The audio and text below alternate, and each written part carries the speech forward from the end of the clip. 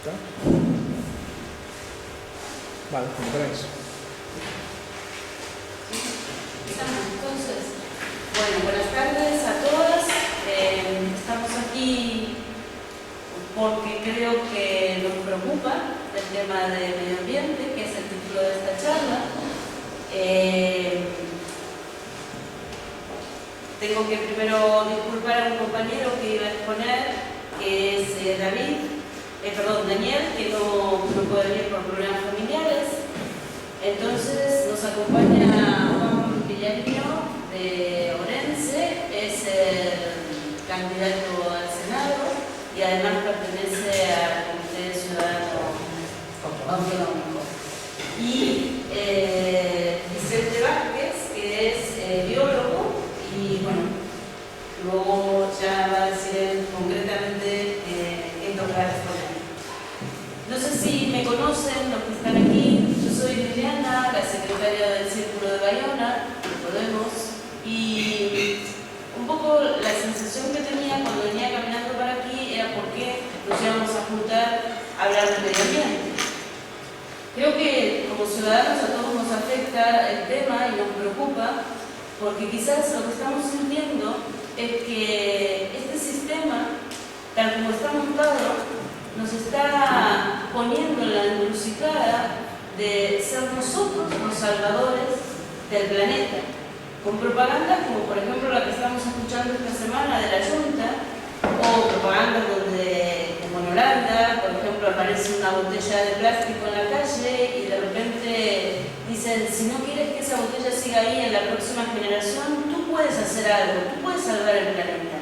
Entonces esta transferencia que hace el sistema para que seamos nosotros como ciudadanos y con pequeñas cosas que pueden ser pedirle en el supermercado una bolsa menos, ir al trabajo en bicicleta, ordenar en casa en los 45 metros que tenemos toda la basura reciclada y por colores, nos hace sentir un poco héroes anónimos de algo que claramente en las cumbres, en las grandes cumbres, desde la década del 70 con Estocolmo, desde Río de Janeiro, desde Río más 20, y en el medio hubo de todo, hubo derrames de petróleo, hubo accidentes nucleares, hubo contaminación de todo tipo, nadie se hace cargo. La sensación es que si esto no hay unas políticas serias para poder encarar este tema, poco podemos hacer nosotros como individuos, a pesar de que estos mitos que nos están diciendo que si nosotros somos buenos ciudadanos podemos llegar a salvar esto, ¿no?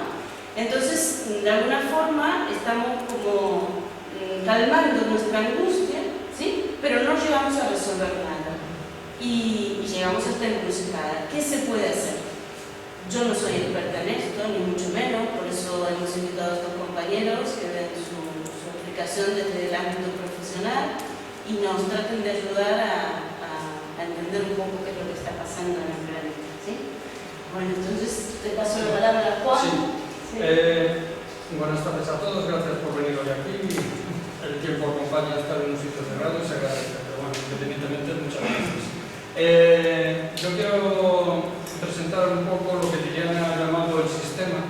El sistema tiene un nombre y apellidos y es neoliberalismo y se lleva imponiendo desde prácticamente 1975. Se ha remodelado, ha tomado formas diferentes dependiendo de las zonas geográficas donde se haya instalado, pero sigue siendo el mismo paquete básico de medidas y políticas que a partir de la década de los 70 se han implementado, sobre todo desde Estados Unidos, que es el núcleo regulador de estas políticas, y que han afectado a la práctica totalidad del planeta.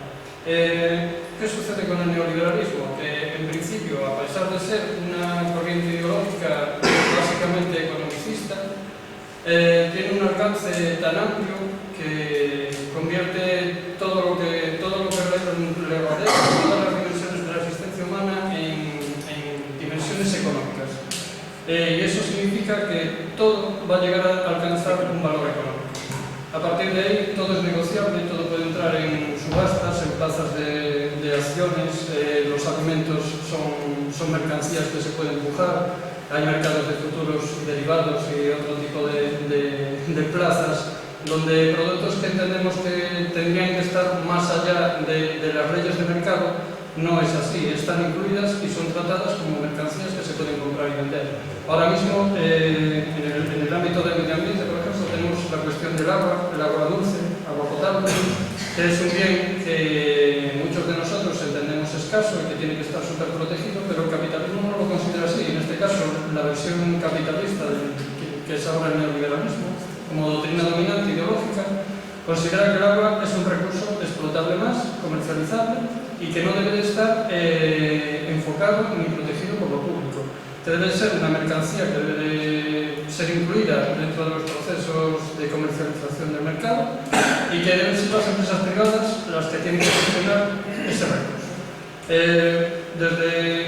Desde mi enfoque considero que, por ejemplo, hay elementos que deben de ser vitales para la existencia humana, como debe ser, por ejemplo, el agua dulce, una calidad de aire que respete y tenga unos mínimos respirables. Tenemos el ejemplo de la ciudad de Madrid con una capa de smog que es inviable y no se sacan ni políticas activas para combatir ese tipo de fenómenos, ya no tanto ni a nivel local ni a nivel estatal. Hay una pasividad absoluta porque se entiende que eso es un producto residual de un sistema de explotación económica que podemos asumir como viable, hasta que llegue un momento en que no lo sea.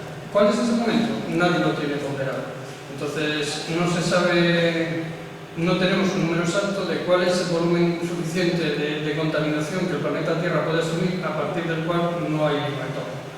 Entonces, el neoliberalismo ha entendido eso como una manera de explotar económicamente el mundo, y a nosotros nos ha convertido en actores individuales dentro de esa explotación. La mayoría de nosotros no somos conscientes de que generamos una serie de residuos que acaban en algún sitio. Simplemente los echamos en un contenedor. Tenemos el caso de las centrales térmicas aquí en Galicia, que es un claro sistema de que no es viable ese tratamiento de residuos. Pero realmente, por ejemplo, existe una masa de plástico flotando por el océano de la que no saben los medios. Existe a día de hoy playas por el mundo que han perdido su arena natural y simplemente son playas cubiertas de plástico, totalmente. Hay otras que tienen pues rocas de vidrio que ha llevado la corriente y que suponen un deterioro tanto del territorio como de la diversidad biológica y natural del medio, afectando a las especies que viven por esa zona.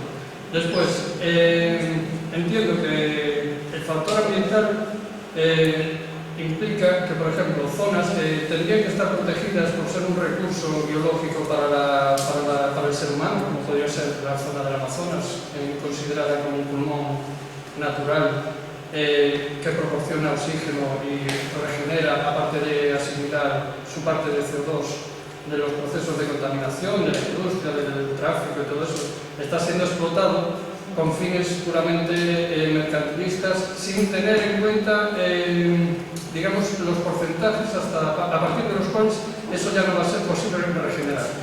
Y ahora mismo, por ejemplo, en una de esas zonas que deben de ser de especial protección está la zona del Ártico, que ahora es objetivo de las grandes empresas explotadoras de petróleo y gas natural, y aprovechando que se está produciendo un deshielo masivo consecuencia del calentamiento global derivado del estilo de industrialización que estamos viviendo, pues aprovechando ese enfriamiento y ese descongelamiento de las capas de hielo, ahora mismo hay una ofensiva total y absoluta por ver quién es el primero que explota los recursos petrolíferos de las capas que están por debajo del agua.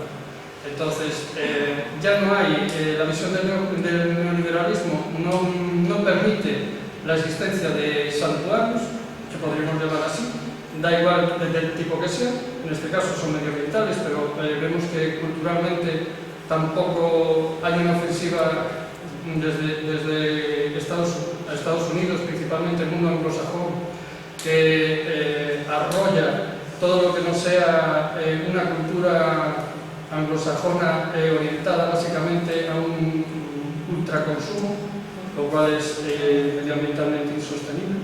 Y todo aquello que quede fuera de instrumento irradiador del neoliberalismo, se considera que es altermundista, cuando ya no directamente terrorista.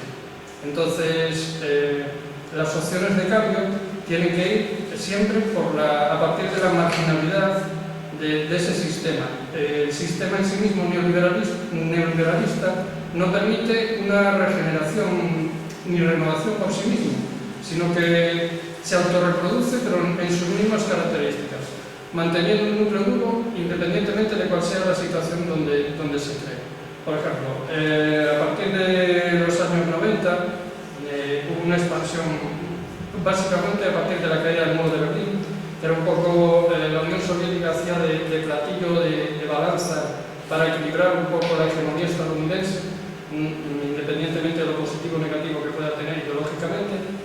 Ambas fuerzas estaban equilibradas. Desde el momento en que la URSS desapareció como tal y se disgregó en los diferentes estados que la conformaban, Estados Unidos no encontró oposición ideológica y a partir de ahí tuvo carta blanca para expandirse a lo ancho de todo el planeta. Entonces, lo primero que hizo fue formar una delegación de expertos a los que dirigió a Rusia y que a través de un renombrado economista como Jeffrey Sachs decidieron optimizar el funcionamiento del país a través de privatizaciones, de regulaciones y liberalizaciones. Consecuencia, las tenemos a día de hoy con un presidente del gobierno ruso bastante fuera de lo que serían los parámetros normales de una democracia, independientemente de lo que tengamos por aquí, y la conformación de diferentes oligarcas, todos relacionados a antiguas industrias estatales que se transformaron en monopolios o oligopolios de gente directamente relacionada con las estructuras partidistas que existían durante el gobierno de la URSS. Eso en el caso de la Unión Soviética. Otro ejemplo, por ejemplo, después del tsunami que asoló Asia, hubo, aparte del daño material y de vidas que supuso para Estados Unidos, supuso una oportunidad magnífica para reconstruir todo a imagen y semejanza de los grandes resorts de la costa del Caribe. Entonces, a través de leyes dictadas por los gobiernos locales y nacionales, se intentó y se consiguió que muchas de las poblaciones de las líneas costeras aborígenes, digamos, naturales de allí, fuesen desplazadas entre 10 y 20 kilómetros de la costa, lo cual supuso que verse despojados de sus estilos de vida, independientemente de cuál fuese su voluntad, tanto si estaban a favor o estaban en contra.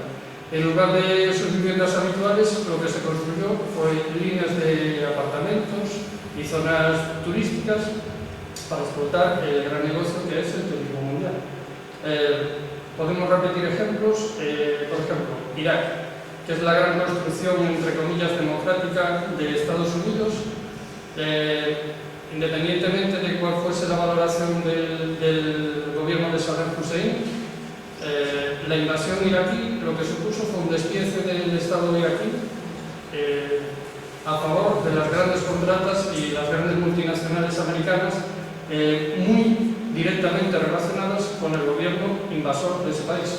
Tanto es así que a día de hoy Irak está en manos del Estado Islámico, que es una grave amenaza, no solo para esos países de la zona, sino para lo que podemos llegar a llamar la cultura occidental, con lo que tiene de destrucción cultural, de vejación y violación de los derechos de las mujeres, y aparte de que no tienen una estructura organizativa clara de cómo quieren construir un Estado. Funcionan como bandas terroristas sin más organización que el día de mañana y sembrar el terror por toda la zona. Entonces, el proyecto, voy finalizando ya, el proyecto neoliberal podemos decir que básicamente es un proyecto a medio y corto plazo. A largo plazo, lo que va a suponer es un deterioro de tanto el entorno económico, laboral y humano, digamos, humano en el sentido de medioambiental y natural, que va a hacer imposible la vida humana. Estamos llegando ya a un nivel de deterioro ambiental que muchos de nosotros, por ejemplo, estas grandes cifras de cánceres y de enfermedades raras que hasta ahora desconocíamos, pues sí pueden atribuirse un poco al modelo de sociedad que está generando este sistema ideológico en el que estamos viviendo. Nada, no tengo nada más. Muchas gracias.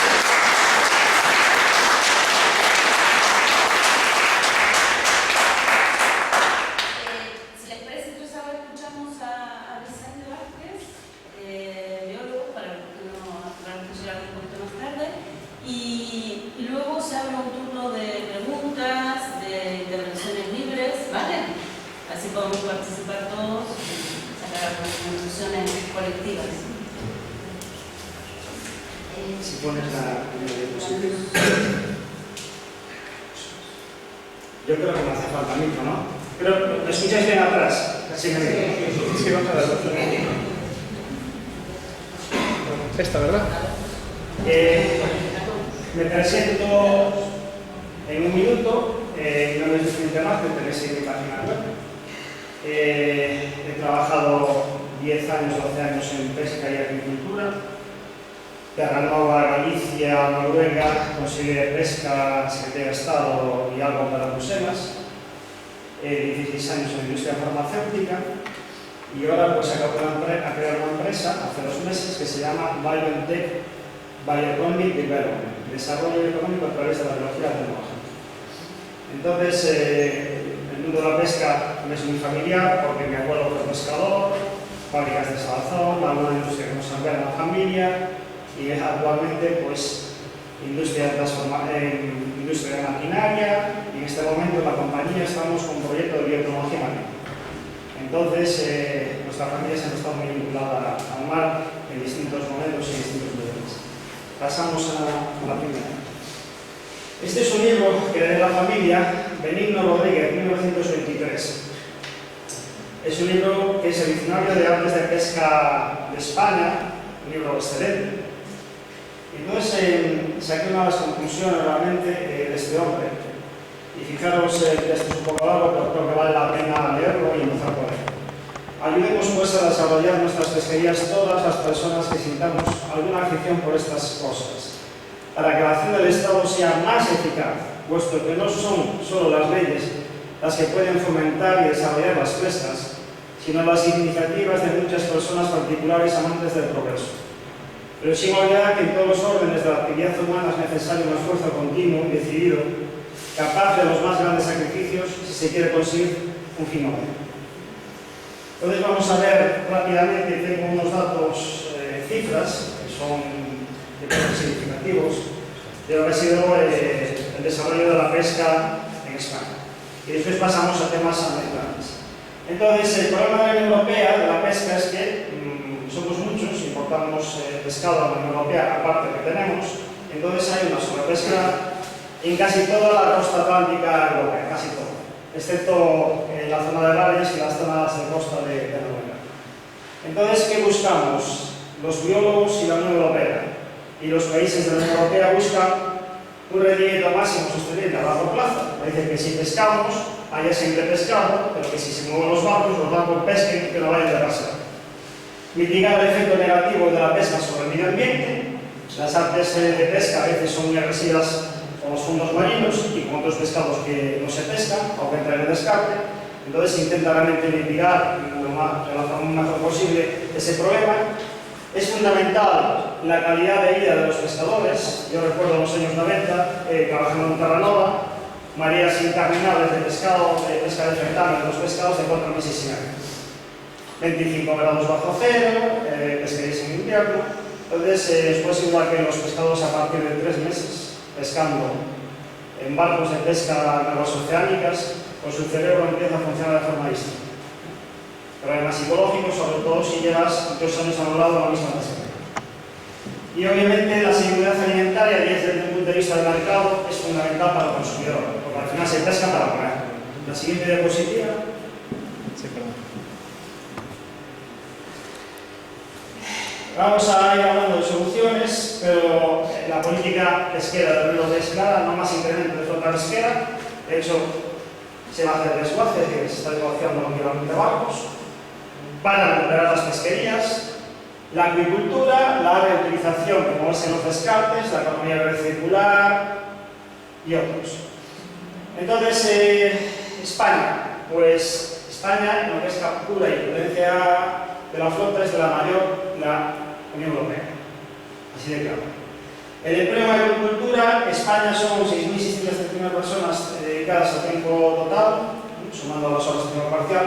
Francia 3.652, es decir, somos el segundo país en la Unión Europea en ocupación en la agricultura. La industria de transformación somos los segundos después de Francia. Y en pesca, más en cultura, en producción en pesca y agricultura. 1.134.235 toneladas, la primera España, y el empleo generado en pesca y agricultura, la primera en Europa también, perdón, en la Unión Europea. Entonces, España es un país realmente muy importante a nivel mundial, y vamos a ver por qué, no solo por todo lo que estamos hablando, en el mundo de la pesca. La agricultura, tema muy importante para España. Fijaros los valores en millones de euros y volumen de toneladas. España, sabéis que está entre 203.000 y 230.000 euros, 230.000 toneladas de mejillón, según los datos que hemos instituto, depende del año. Fijaros España, que tiene una producción de agricultura de 274.000 toneladas, y Reino Unido, con menos volumen de producción, tiene un mayor valor añadido de sus productos pesqueros de agricultura. Pasamos, pero España obviamente ocupa un lugar importante, pero sobre todo en volúmenes debido al cultivo del mejillón. Seguimos la siguiente. Entonces, ¿qué pasa en España versus Reino Unido? Pues fijaros, Reino Unido cultiva 158.000 toneladas de salmón y nosotros nos hemos dedicado desde el año 46 al cultivo del salmón, repito, 208.000 o 230.000 toneladas, depende del año y de donde salgan las fuentes. Después tenemos lubina, trucha, etc. Están cada vez cultivando más el Reino Unido mejillón, que es un grupo muy ecológico de mejillón. Seguimos la siguiente. Y esto es muy importante, y es la cantidad de consumo de pescado en España. España consume, ahora es un poco menos, que son datos de hace 3 a 4 años. España tiene un consumo muy elevado de pescado per cápita a nivel a cada año. 43, ahora puede estar 40, 30 y mucho. Pero la Unión Europea está en 23 como el consumo de pescado a nivel mundial se incrementa todos los años. En este momento, el problema no es producir energía, el problema es producir alimentos. Con las predicciones de la FAO, para el año 2050 necesitaremos un 40-50% más de alimento en el mundo si seguimos sosteniendo el incremento poblacional que tenemos en este momento. Y el pescado, en general, es un producto alimenticio de excelente calidad por encima de cualquier producto que se genere en el día. España, para rematar en datos de cuál es la posición de España en importación y exportación, es un país de los primeros países importadores de pescado y son los primeros países exportadores de pescado. Y ahora vamos a explicar por qué. Porque obviamente tenemos un mercado que consume mucho pescado. En Noruega viven 4 o 5 millones de personas. Aquí vivimos 44 millones de personas. Noruega tiene un stock muy grande de bacalao, de caballa, de balejo, de salmón cultivado. Nosotros aquí tenemos al revés, tenemos poco pescado, pero tenemos mucho mercado. Nosotros somos el país consumidor. Entonces, importante mercado, importante sector de transformación. En los 200 últimos años, los 150, hemos pasado de la industria pesquera, de la salazón, a la industria conservera, en los últimos 30-40 años, al desarrollo de la industria de transformación de pescado. Pescado, platos precocinados, pescado congelado, elaborado, etc. El know-how es importantísimo, ¿por qué? Porque en Galicia, además, tenemos una biodiversidad brutal y una elevada calidad de productos pesqueros. Uno se va a Noruega, entra en un supermercado y se encuentra bacalao de distintas formas, se encuentra salmón, a lo mejor algo de mejillón un poquito, alguna otra cosilla, y vienen los nuevos aquí y dicen, joder, es que aquí tenéis de todo, una enorme biodiversidad de productos alimentarios marinos de muy elevada calidad. Entonces, eso se puede defender ante cualquier país de la Unión Europea. Pero tenemos un problema, que tenemos muy poca plataforma continental. Que las zonas de pesca en Terranova, en Noruega, en Mauritiana son mucho más grandes que en España. Nosotros tenemos la costa que descantila rápidamente y profundidades muy elevadas donde ahí crece la biodiversidad de cantidad de pescado más pequeña y más difícil de pescar, ¿verdad? La capacidad de producir más a través de la agricultura obviamente es un gran reto. Vamos a hablar del tema medioambiental de la pesca y ya pasamos también a la tema de la agricultura y los problemas de la pesca. Siguiente diapositiva. Entonces, ¿cómo se protegen los recursos pesqueros? Pues estas son las formas de cómo protegerlos. Estar haciendo cuotas. Hoy casi todo, hoy estaba hablando con la pescadera y dice, en casi todos los países que tenemos hay cuotas. Ya quedan muy pocos pescados que vayamos a comprar a la lonja o que no estén regulados por cuotas o por medidas biológicas. Entonces, es sagrado a nivel biológico respetar los hombres, y si hay unas pequeñas cantidades de pescado que los bancos han ido estimando, hay que establecer cuotas a repartir entre las distintas regiones del país o los distintos países de la Unión Europea. El pescado se mueve, el pescado está frente a Galicia, la calle está aquí, se va a Inglaterra y puede acabar en el norte de Noruega. Tamaño de las redes. Fijaros, en 1921 España tenía 400 aparejos distintos. ¿Y esto se debe a qué? Esto se debe a que hay una gran biodiversidad de productos pesqueros en toda España, se debe a que nosotros somos un país ribereño, y Galicia en 1921 era el país de la región, excepto la región de toda España con mayores capturas, en 1921. ¿Qué pasa? Que hemos ido perdiendo realmente capturas, había sardina que se utilizaba para abonar, la nécora, etcétera, etcétera, y hemos sustituido por pescado congelado y nuestra flota pescando fuera de nuestras aguas interiores y nuestra plataforma continental es pequeña. Entonces, medios para pescar, ¿cómo se quedamos? Sonares, ecosonda, satélite, lo que queramos. Redes selectivas, lo que se busca hoy en día es intentar utilizar redes selectivas, como puede ser ir a pescar pues, con anzuelos, el palangre, o redes barrederas de fondo, arrastreros que intenten flotar sobre el fondo, no arrastrar y dañar los fondos. Estos son prioritarios, que trabajan muchísimo continuamente en eso. Gestión de las pesquerías, tenemos el Instituto Español de Forma Fría, tenemos las empresas que tienen que haber realmente, y con la Unión Europea, una estrecha relación para regular las pesquerías. Ahora os voy a poner un ejemplo muy interesante de Terranova, que son los barcos. Muchos barcos pescando, barcos portugueses, muchos españoles, pescando africano.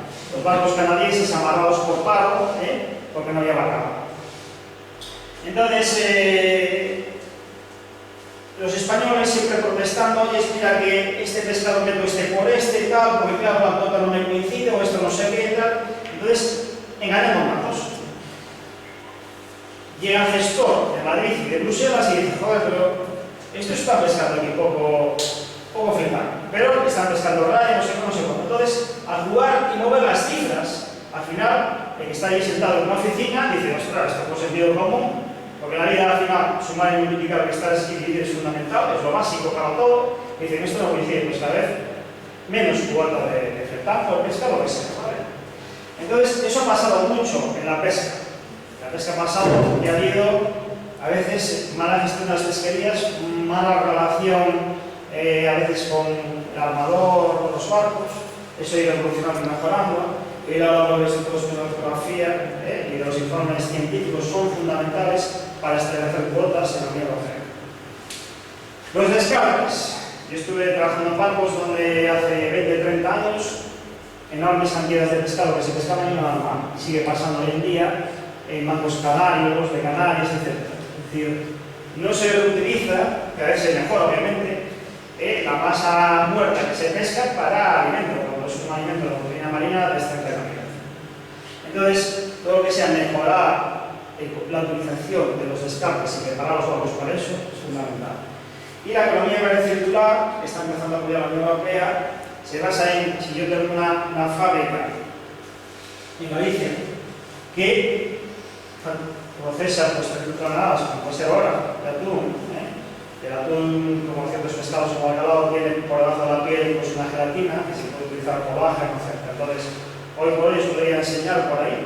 El bacalao en Noruega en Islandia, perdón, el bacalao en Islandia se saca.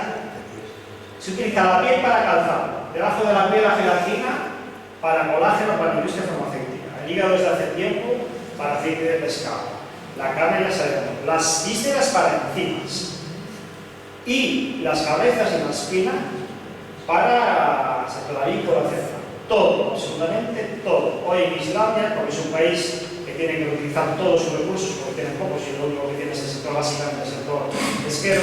Entonces, ¿qué supone? Que si se pesca a bordo, si el precio del bacalao que nosotros compramos aquí a 6 euros son 2 euros allí, con la valorización, solo vendiendo, no produciendo, solo vendiendo esos subproductos residuales, se pasa de una valorización de 2 euros el precio del bacalao a 2,7, 2,8 euros, que es muy significativo, porque a veces están en los céntimos la rentabilidad de las empresas, ¿vale? Es que es muchísimo.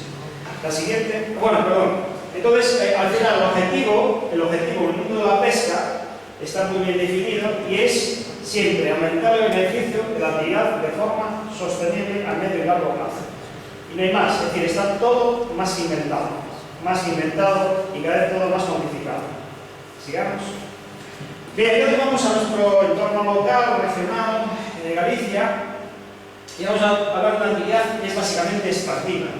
Hace poco una reunión en Santiago, hay gente de varios países de noruegos, gallegos, bueno, chinos, etc. Entonces se sacó el tema de lo que es el marisqueo. El marisqueo hoy por hoy no es una actividad de agricultura, hoy por hoy es una actividad extractiva, donde muchas de las personas del marisqueo después de 30 años se dedican básicamente a limpiar un poco las playas y a coger. Entonces, en el libro histórico yo veo que hace 200 años iba la señora con el sacho y con la cesta de mimbre a coger las almejas o las ostras. Pues ahora yo me paso por Frente Celulosa, por otro día en Moaña, o en Miranova hace 2 días, con estas mareas bajas que hubo, y las mujeres después de 15 años siguen trabajando de la misma forma. Quizás la diferencia es que me voy a vivir natural, que es la zona de Lérez, ahí en Placeres, y las mujeres vas un día por la noche, perdón, vas un día a las 8 de la mañana en invierno, que es de noche, está lloviendo, y ves un montón de luces. Y las mujeres van con su traje de neopreno, cogiendo de la misma forma el marisco, pero una luz. Con lo cual, el resultado de lo que fue el marisquero, a nivel general, como labor extractiva hacia la evolución de la agricultura, ha sido pésima, no pésima también. Se ha hecho muy poco, y encima se fomentó inicialmente la producción de especies autóctonas como la almeja fina, que es magnífica, la osa, y ahora tenemos en nuestras playas pegadas la almeja jarra. Entonces, en vez de hacer rentables nuestras hachas y nuestro producto, que es de elevada calidad, hemos primado las importaciones, y España es el mayor país en la Unión Europea de importación de moluscos y de crustáceos. Millones de metros cuadrados poco productivo, y ahora pasamos al tema ambiental de este tema, que es muy interesante, el mejillón, y vamos a hablar del mejillón y el medio ambiente, ¿vale? Silvicultivo del mejillón. Pasamos a la siguiente. Capacidad de las rías. Las rías en los años 90 y 94, la producción de salmón y la producción de mejillón era básicamente la misma, 250.000 toneladas. ¿Qué pasó? Galicia se estancó ahí en la producción de mejillón, por lo que vamos a hablar ahora, pero Noruega siguió aumentando la producción de salmón. La producción de salmón en este momento es más de 1 millón de toneladas. Y acuicultura, más de 1 millón de toneladas de acuicultura, que es impresionante. También la costa, hay que decir que la costa noruega es muy grande, mucho más que la costa gallega. Pero veremos soluciones para todo esto. Entonces, al final el mejillón, ¿para dónde se ha ido? Gallegos que han producido y están produciendo mejillón en Chile. Ya ha llegado al límite, y vamos a explicar por qué, al límite la capacidad de producción de mejillón, y siempre el gallego es muy emprendedor, lo ha sido toda la vida, pues ha buscado la vida en una costa que es mucho más grande que la costa, que es el sur de Chile. Bien, entonces, medio ambiente. Tenemos un problema enorme, que yo antes, a los 18 años, me iba a pescar a las bateas, íbamos la familia, cogíamos el bote, íbamos a remo, en media hora estábamos en las bateas cerca de tierra, nos prendíamos 4 o 5 personas a pescar en la batea y todo el mundo pescaba sin moverse en la batea. Y todo el mundo con los institutos verdes de pesca llenos. Eso, ahora tengo 49 años, fueron 18 años. ¿Cuál ha sido la evolución? La evolución es que ahora, hace 15, 20 años, 15 años te vas a pescar y te vas con un amigo que te enseña una batea que debajo de una roca o un barco hundido, o si no, no hay forma de pescar. La situación actual en este momento en la área de Rosa, aunque hace poco pescar, es que o te suales a salvorar allá afuera, o si no es muy difícil de pescar en esa época. Entonces, vamos a ver por qué todo esto. Primero, ya hemos hablado de la sobreexplotación. Somos un sitio muy pequeño para mucha gente. Y todo el mundo quiere vivir en las Rías Baixas porque se vive de puta madre, que tenemos un clima magnífico. Más de lo que la gente piensa. Entonces, primero, Galicia incorporó la directriz del año 93 de la Unión Europea de explotación de aguas residuales en zonas sensibles, altamente sensibles, como los estuarios o las rías gallegas, muy lentamente, muy tardadamente, muy mal, además. Entonces, yo me acuerdo cuando empezó la carrera en el año 84, voy a una charla en la Facultad de Biológicas y llega un ingeniero, una aula toda llena, y dice, porque aquí lo ideal es poner un emisario, era un sitio, no sé, era Madrid, un emisario, porque con un emisario saca fórmulas matemáticas, hay un encerrado enorme, fórmulas matemáticas, entonces dice, sí, porque con esto, el factor de dilución, no sé qué, no sé cuánto, vale. Y yo cojo al final, y está empezando la carrera, y digo, oye, espera, yo lo que entiendo es que una ostra, un uso puede concentrar 20.000 veces el zinc y otros metales pesados. ¿Y eso cómo lo solucionas ahora? Pregunta sin contesta. Esto fue en el año 1984. Entonces, estos días, yo veo cuando voy a la playa en Moaña, un enorme emisario construyéndose en Moaña para anclar una enorme obra que está haciendo el Concello de Vigo. Y esa obra es una depuradora que no ha funcionado bien, y vamos a ocultar el problema cuando funciona bien, pero funciona bien, le ponemos un emisario para seguir echando la mierda oculta de las depuradoras que funcionan correctamente. Y yo tengo un máster en tratamiento de aguas residuales, así que sé lo que digo. Entonces, producción doméstica, la producción industrial, insisto, vivimos en una costa que soporta sobre todo áreas bajas, gracias a eso hay mucha industria, más que en otras zonas del interior, y entonces, bueno, pues las industrias se están mejorando y son empresas donde se están ganando mucho realmente, las depuradoras industriales, pero también hay un camino que avanzar. La agricultura, la contaminación difusa que la gente no habla, y es la ría de Osa, la ría más productiva de México. En 1970, los años 70, la embajada noruega, la embajada americana, por un estudio, Atenore y algún ayudante español, publicó el estudio, un estudio enorme, súper detallado, y ese lo explico. Y decía, las rías gallegas, contrariamente de la ría de Osa, las rías gallegas se refería, son uno de los sistemas naturales más productivos del mundo. ¿Por qué? Porque yo tengo una batea, de mejillón, y entre algas y otros animalitos como 110 especies distintas. Entonces nos encontramos que allá en Silleda, allá en Malín, y yo estoy trabajando ahora en este tema, pues tenemos Galicia 1 millón de vacas un millón de cabezas de vacas. Silleda, Malín y toda esa zona, muchas granjas de cerdos. ¿Qué se hace con los purines? Se cogen los purinos, se echan en las zonas agrícolas para abonar. Vienen las lluvias, sobre todo las lluvias, y todo acaba la cuenca hidrográfica que vierte al río Oña. Y entonces, dijimos, más aportes de nutrientes. ¿Vale? Las bateas de mejillón, que ahora vamos a hablar de ellas. El tráfico marítimo de también el casón, y si nos toca, pues nos toca, ¿no? Entonces, hay un problema enorme en las rías, y es los fármacos. Han ido avanzando en los últimos 50 años, progresivamente, que cada vez tenemos más fondos llenos de fango, inertes, completamente inertes. Hay figuras, hay estrellas por ahí, pero no hai antes que a pescaria, de vez en cuando me cae unha centolla. Tenía yo un setado con un anzuelo y una piñoca y me venía una centolla y me venía a calamar sin querer. Que había abajo vida en el fondo. Entonces, ahora ya nos encontramos eso. Vamos a entrar aquí, en este tema que es vital, es fundamental para nuestras vidas, este de aquí. Y es estos días y otros años. Bueno, el primer incendio de Galicia fue enfrente de mi casa. Yo vivo en Santa Cristina de Cortes. Os voy a pasar a contar lo que pasó hace 2 meses. Me levanto a las 7 de la mañana, digo, joder, estás viendo ahí en la sierra, ahí enfrente, 2 puntos distintos. Entonces llamo al servicio de contra incendios y me dicen, no, ahí está la gente trabajando y llevan desde las 2 de la madrugada. Vale. Entonces fui de los pocos días que me quedé a trabajar en casa, que quería hacer cosas de oficina, y llamo, veo a las 10:30 de la mañana lo siguiente: el fuego avanza, pero allí no hay ningún medio aéreo. Llamo otra vez por teléfono y le digo, oye, mira, pero no vais a mandar medios aéreos.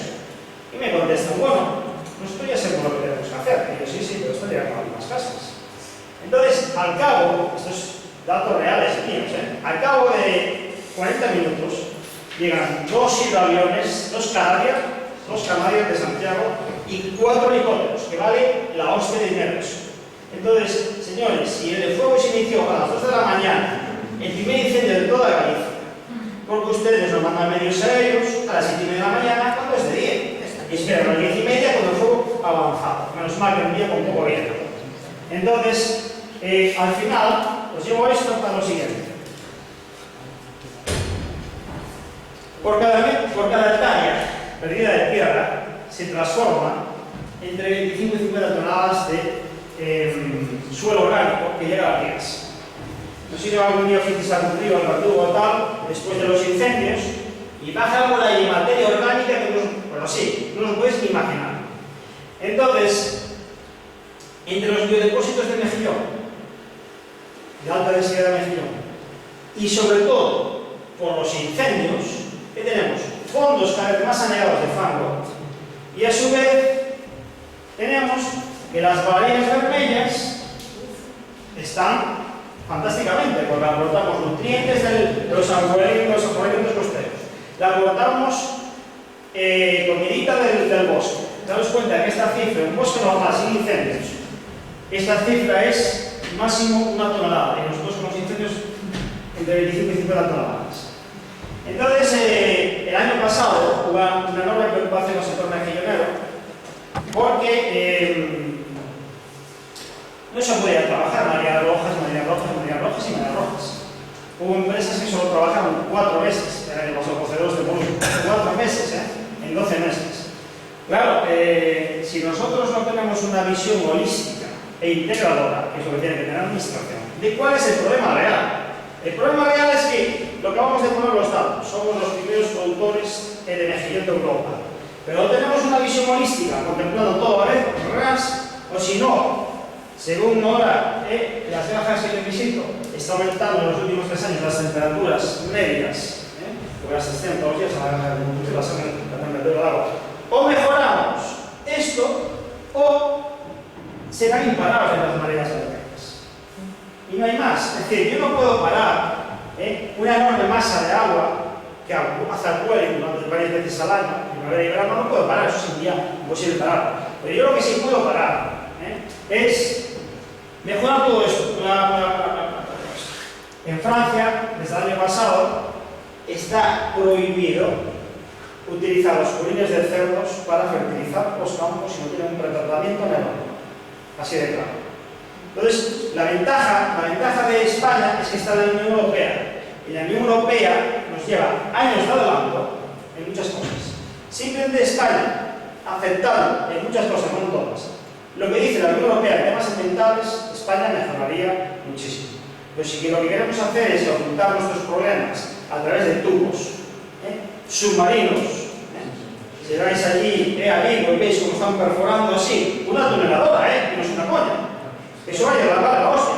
Tuneladora, como si fuera aquello, claro. Entonces, si ocultamos nuestros problemas, ¿qué vamos a tener? Que ya lo tenemos. Menos biodiversidad por sobrepesca y menos biodiversidad por contaminación.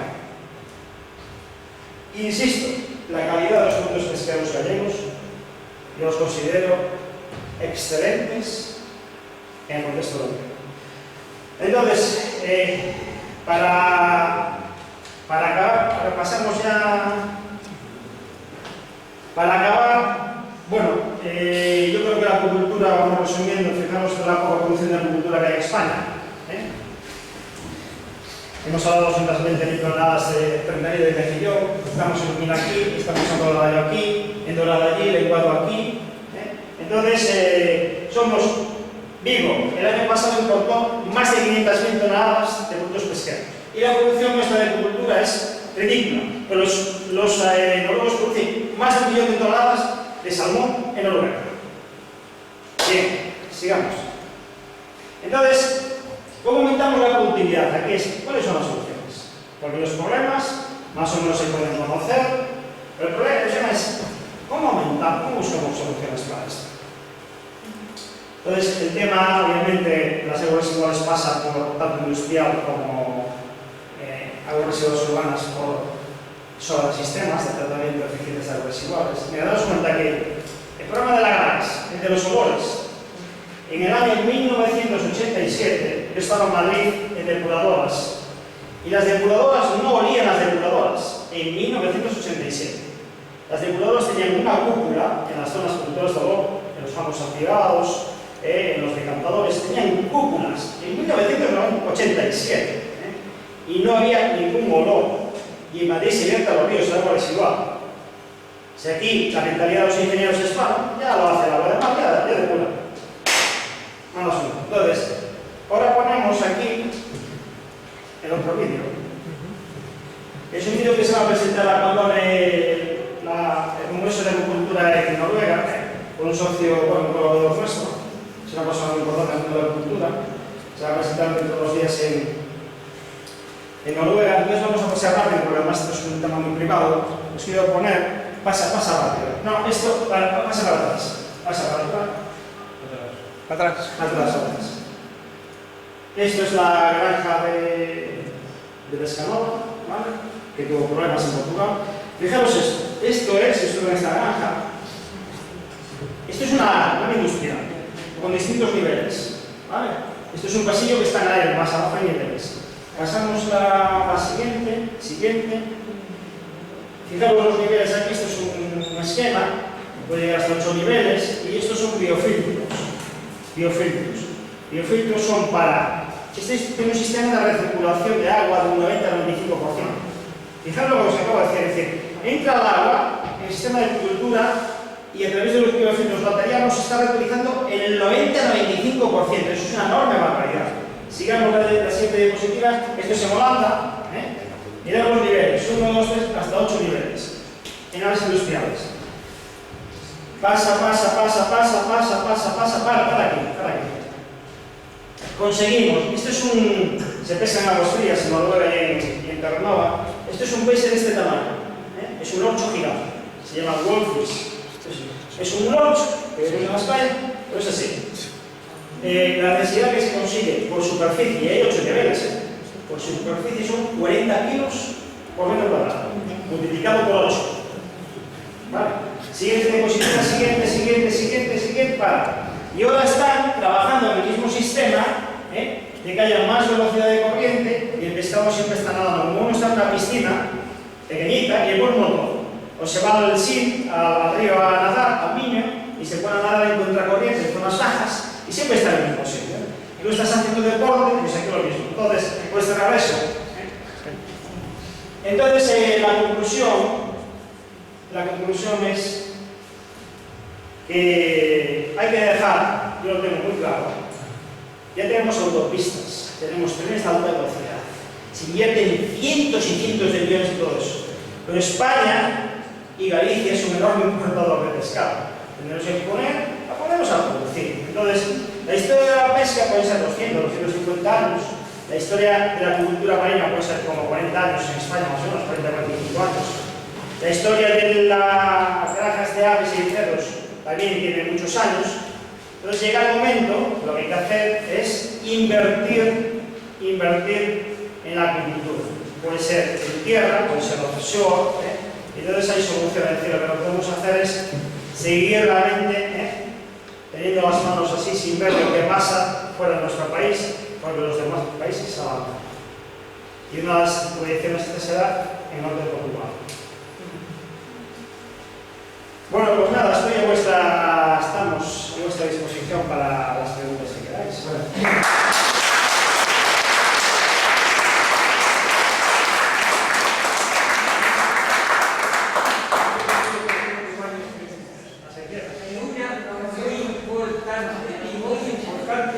No hablaste del mercurio que estamos ingiriendo los seres humanos, que nos están envenenando. Bueno, pues vamos a hablar de ello. Habla del mercurio, y ese para ti, y el otro para ti es del DDT. El DDT también ha jodido toda la tú no sabes lo que hace el DDT, así que esto no lo explicas. Como lo que está haciendo el mercurio. Y eso la gente no se da cuenta. Nos están envenenando. Gran capital. Yo he sido como tú seguiste desde los 10. ¿Cuántos años tienes ahora? 49. 49. Yo tengo 81. Y lo empecé a observar cuando tenía 12 años. 12 años, porque quise observar la política, yo viví en Inglaterra, la política democrática inglesa, y es una verdadera mierda. Solo sirve para enriquecer a los ricos. Inglaterra y Estados Unidos lo mismo. Y yo te estaba oyendo sobre el Amazonas. Yo tenía un amigo que se fue al Amazonas y era un ingeniero.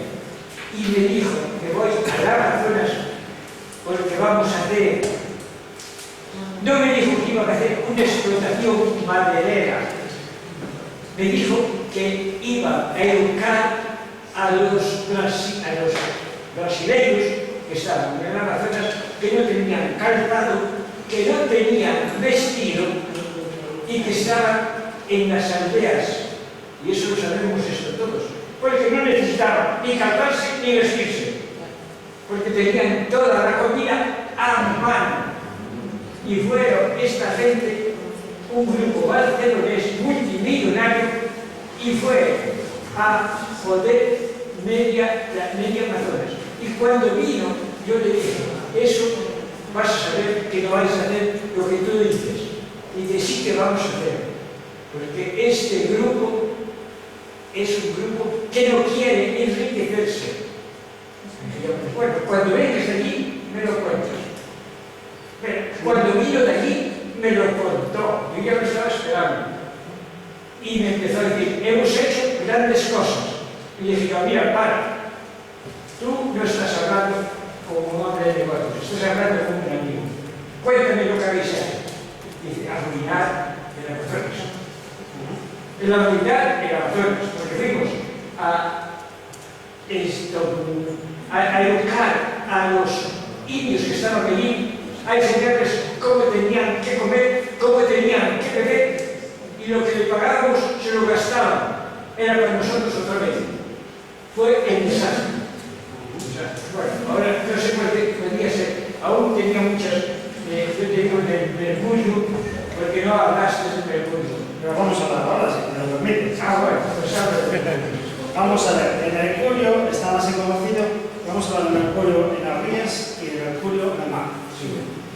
El mercurio está más conocido que se acumula en los pescados superiores, es decir, el tiburón, el pez espada, todos los pescados grandes, el atún, y la isa merluza, todo lo que son los pescados grandes, y el besugo, todo lo que son los pescados grandes, debido a que el grande como el pequeño, en la cadena trófica se van bioacumulando. Entonces, hay que tener mucho cuidado,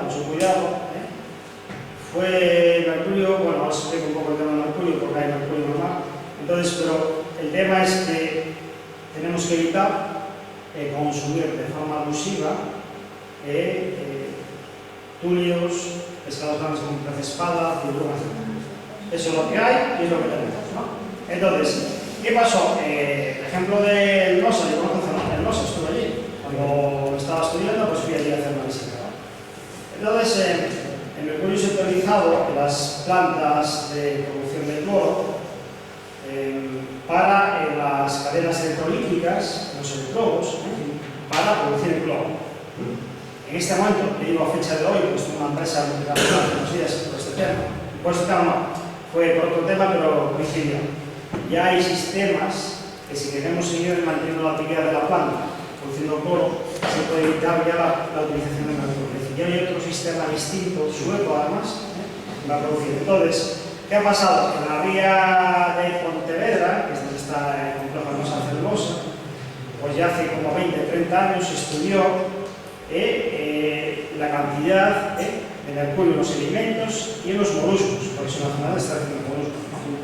En aquel entonces la situación era que se recomendaba consumir moluscos jóvenes, es decir, ¿qué es lo que pasa en Galicia? Porque como hay sobrepesca en el sector en general, el molusco tiene 9 meses, 1 año y ya se está recolectando, ¿no? Gracias a eso no consumíamos elevadas cantidades de mercurio en los moluscos, porque los moluscos son bioconcentradores también, filtran y bioconcentran. Entonces, obviamente, el problema del mercurio es un problema muy serio en el mar, pero se está evitando nuevas tecnologías para, por ejemplo, producir cloro sin utilizar las cadenas electrolíticas y el mercurio. ¿Sí? La conclusión, yo sabía que iba a salir este tema, es que se hizo un estudio de toda la conquista cantábrica de Galicia, que hizo el Instituto Superior de Oceanografía.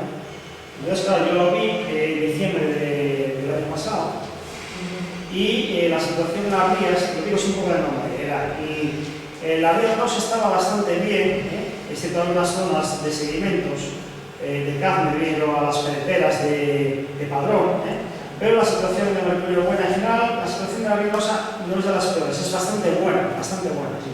En la ría de Ferrol, curiosamente se detectó contaminación por derivados de plásticos. En la ría de Vigo, esto es muy reciente, en la ría de Vigo lo que se ha encontrado es restos de hidrocarburos, porque claro, hay mucha embarcación, mucho barco grande que entra, y se ha encontrado y se vacía toda la basura aquí en la ría. Toda la basura.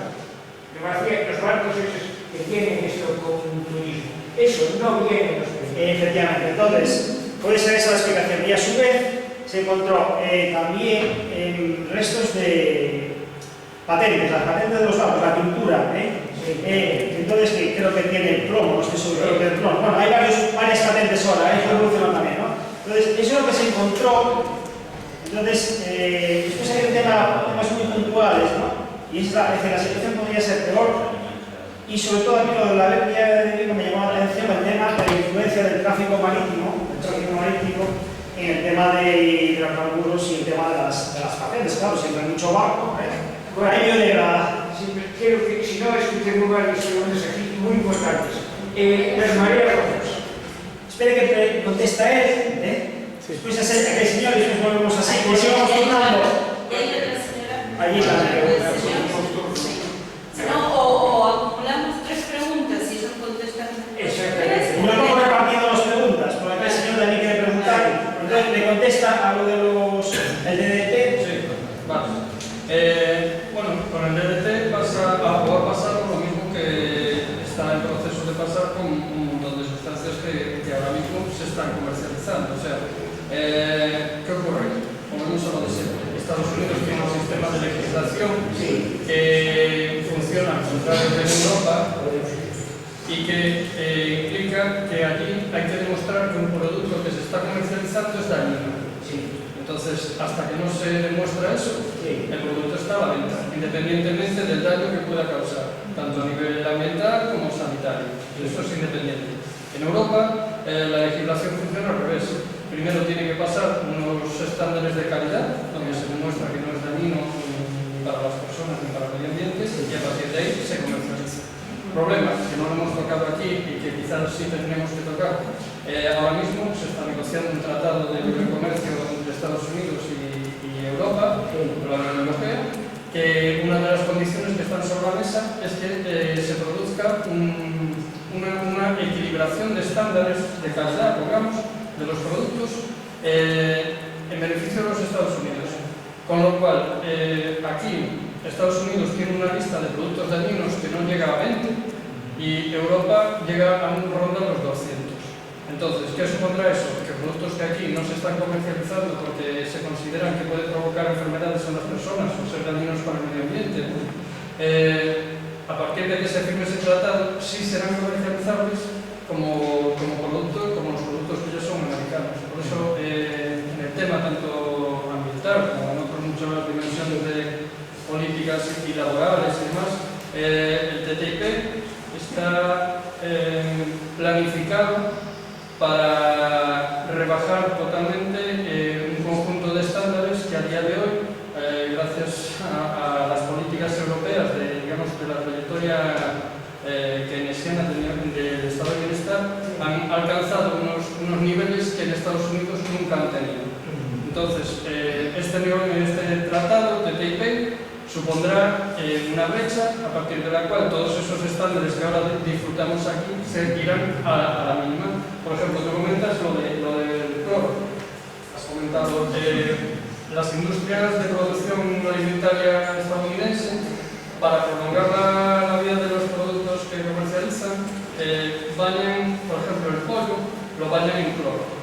Con lo cual, si, no sé, más o menos si la vida útil de un pollo es de un mes, un baño en cloro supondrá prolongar esa vida porque elimina cualquier rastro de bacteria y cualquier forma de vida orgánica, prolonga esa vida 3 meses. Lo que pasa es que parte de ese cloro también te lo vas a comer tú.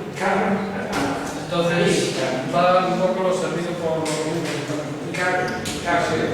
Antes de darle la palabra al compañero, de paso hago, si me permiten, un spot publicitario, que la próxima mesa de debate que vamos a tener es en relación al TTIP.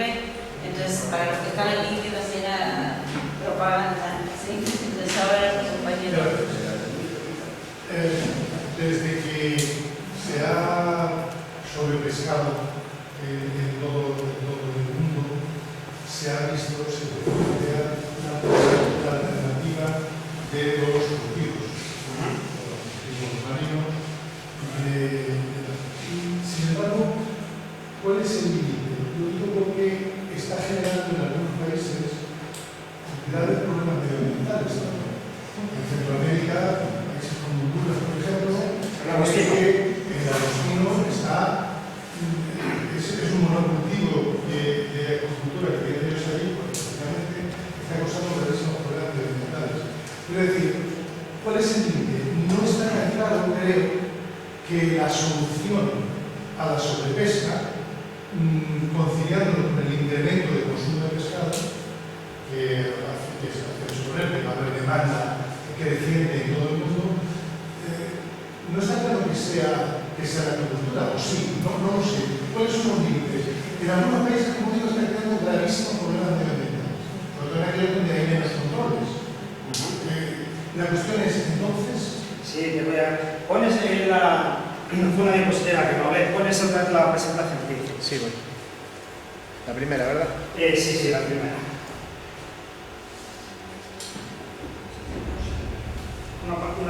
Si no es un tema muy largo, os lo voy a explicar.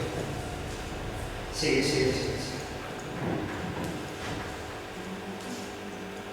Tenemos el problema de la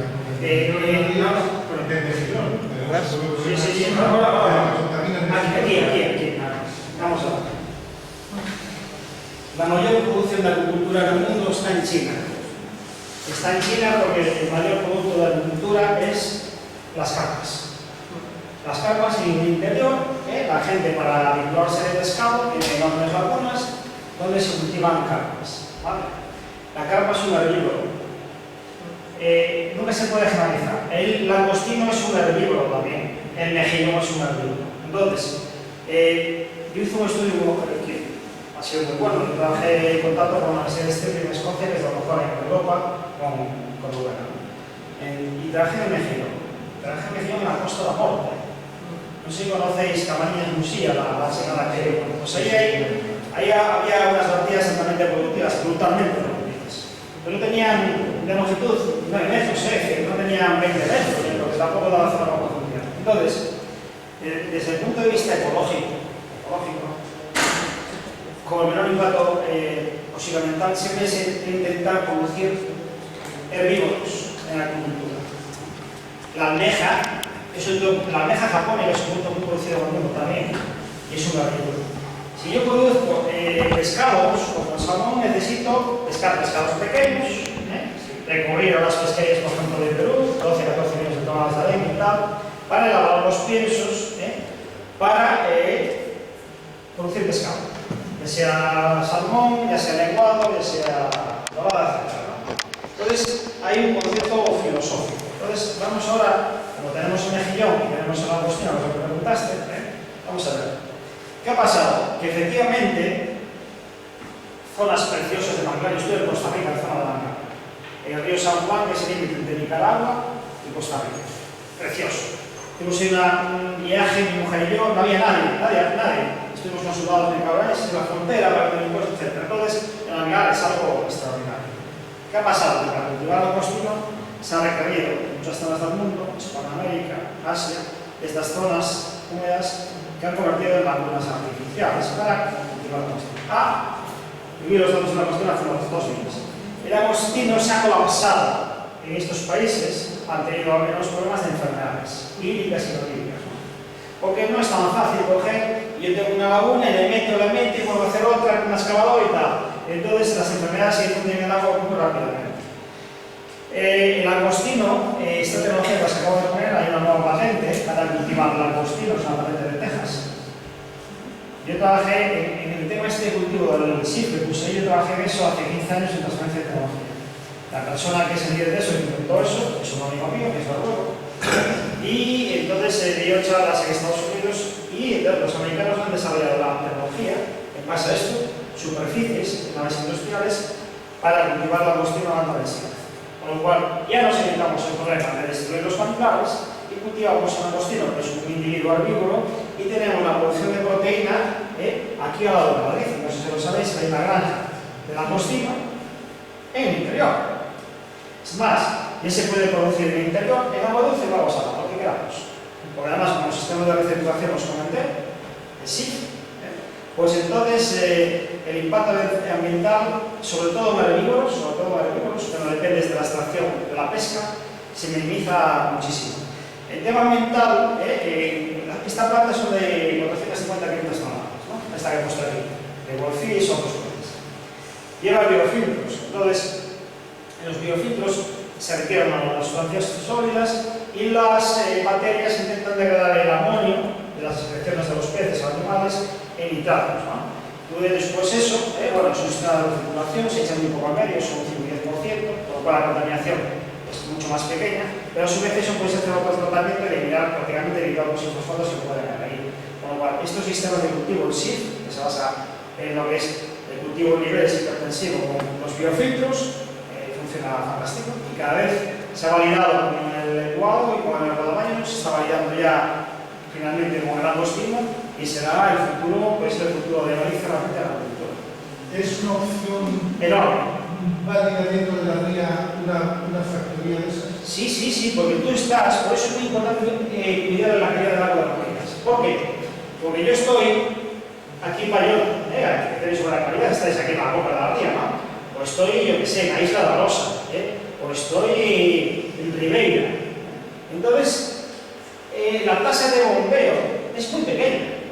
Aquí no gasto casi energía en bombeo, es mucho, porque tú gastas mucha energía en bombear, en emitir el agua para alimentar la granja y pues claro, aquí no, aquí recirculas. Entonces, el consumo de agua es mucho menor y el consumo de energía también. ¿Qué pasa? Este sistema, el SIF, tiene una gran ventaja. Es que nosotros tenemos centros de investigación, lo top en Europa, en España. Tenemos por todos lados, es el pesqueras, es el oceanográfico, pero el centro de formación de agricultura, que es el de la sombra, que es el no sé qué. Y la gente hace sus historias y nunca se trasciende eso a la sociedad. Entonces, si nosotros tenemos un sistema como este, para montar granjas, como tenemos granjas de aves, pues podemos emplear gente cualificada, porque este sistema necesita de biólogos que tienen de agricultura para manejar los biofiltros y para manejar el tema de los peces. Y después hay gente de producción, como ser un pescador, entonces, una granja de estas sobre 500 toneladas emplea 10 personas. es un sistema muy automatizado. Pero las personas que emplean, que es lo que tiene la Unión Europea, son altamente cualificadas, así pasa. Porque tienes un director técnico, tienes los técnicos y tienes después los operarios. Entonces, es un sistema que, si nosotros gastamos dinero en las universidades, gastamos dinero en formar a la gente, después no tiene trabajo. Pues estos sistemas requieren gente cualificada. ¿Vale? ¿Hay otra pregunta de la compañera? Bueno, en el texto prólogo que usted, de la diapositiva del que usted habló, se habla del fin noble de la pesca, pero esto es en 1923. Estamos en el 2015 con un sistema neoliberal aplastante, que, bueno, muchas bondades tendrá la agricultura, la agricultura, la acuicultura, pero es todo encauzado al beneficio. Sinceramente, me gustaría saber qué es lo que come el pescado de las granjas acuícolas, si come pescado, si come restos de reses. Y luego también yo supongo que habrá quien piense que también hay que plantear el decrecimiento, ¿no? Porque esto no da más. Claro, entonces, vamos a ver. Ese texto, el libro lo que pone es en 1920, los años 20 del siglo pasado, todas las regiones pesqueras de España, excepto el largo canario saharaui, que era nuestro, el Sahara nuestro, en aquel momento, se empleaba dinamita para pescar. La dinamita se ha empleado hasta hace pocos años. Entonces, fíjense ya lo que pasaba y lo que decía este hombre escrito ahí, en esos años. Y aún. Ahora no lo sé, pero bueno, antes era muy grave la situación. Yo lo sé. Y en los ríos veníamos a pescar el salmón y redes en los ríos, etcétera, etcétera. Entonces ya esto ya viene de muy atrás, Entonces, el tema es, y yo lo voy a ser sincero, mire, yo me levanto todos los días en una cama, pero yo quiero dormir en una cama que no sea una losa de piedra, como antes se dormía, o paja. Después cojo, me levanto y quiero que tenga una temperatura estable. Yo tengo suela radiante por debajo de mi casa, ¿vale? Y después me voy y quiero un café ecológico. Y todo para eso necesito tener dinero para comprar.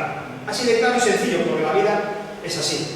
Entonces, en el tema de la agricultura, el ejemplo, por ejemplo, de Rodaballo, se ha avanzado muchísimo. A mí me gusta la pesca y la agricultura, y soy muy crítico con las dos cosas a la vez.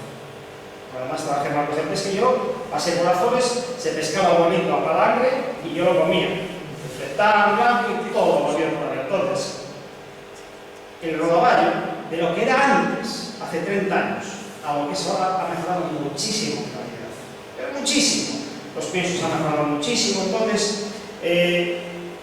los problemas que hubo antes, a veces no se conocían realmente. Cuando fue el tema del NOSA, los problemas enormes que iba a causar el medio ambiente en Estados Unidos y en Inglaterra. Hoy se saben, y ya hay gracias a la innovación, nuevas tecnologías, para mejorar eso. Esa es la evolución.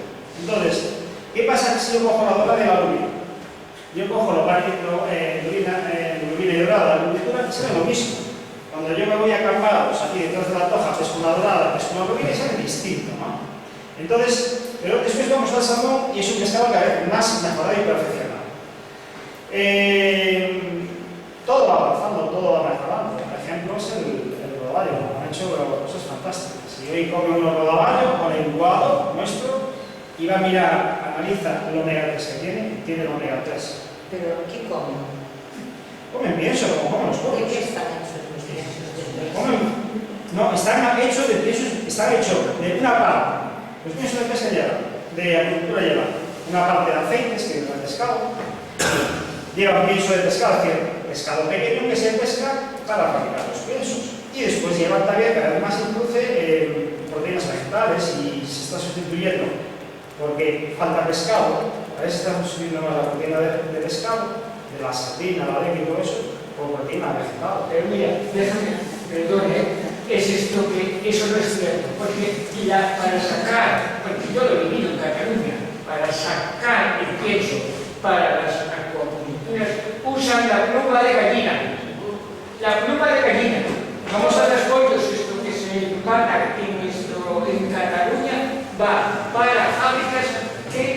quemando incienso para los las agriculturas.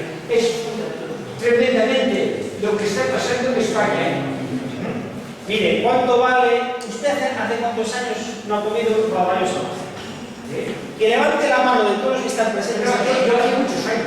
Vale, muchos. ¿Hay alguien aquí en los últimos 5 años que haya comido rodaballos salvajes?